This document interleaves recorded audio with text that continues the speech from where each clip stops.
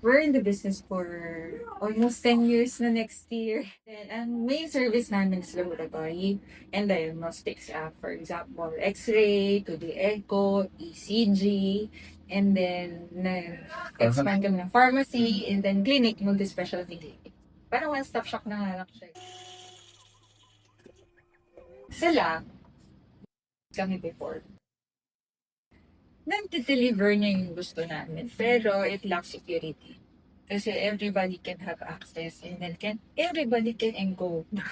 Mahirap. Doon kami actually nabutasan siya. Doon kami na nakawan eh. Doon kami nakawan. Kaya sabi ni mama, nirefer na yung dash lab sa akin. Tapos kami friend, na nag-i-APE din siya. So, sinaw niya sa akin, sir, sa cellphone. Ito, try niyo dash lab. Na-access ko siya sa phone. Sabi ko, sige nga, try na nga natin to. Sabi niya kasi maganda daw. Okay, sige, go. Ayun, doon kami nagsimula last year. Last year kami nag-start ng dash labs. And so far, okay na siya. Yes, actually malaking improvement sa security. Kasi same time, for example, ngayon, napasok na lahat, na-encode na lahat. Later lang, pwede na namin tignan kung magkano yung kulang. May kulang mga serinitats, may malibang encoding,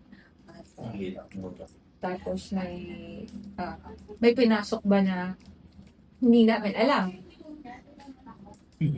Yun sir, kumbaga real time na eh. Real time yung report namin. Security talaga.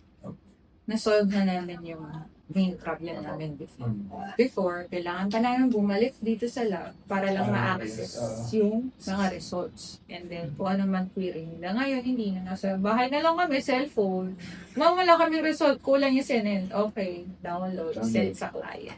Sobrang dali. Actually, so far, positive ang dash lab sa amin. Kasi sobrang nakatulong siya sa amin. From laboratory, lalo na sa accounting, and then reporting, yung mga partners namin. Hindi na kami gagawa ng SOA naman. Generate na agad. Isang download na lang.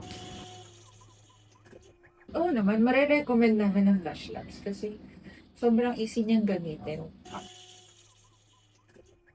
Ako 5 pa rin. 5 Or 6 oo. pa. Overall, 5 talaga. Handy niya. Sobrang nakatulong siya sa akin, sir. Oo. Kumbaga, nung pumasok kami, lahat ng kailangan namin, nandun na. All in one.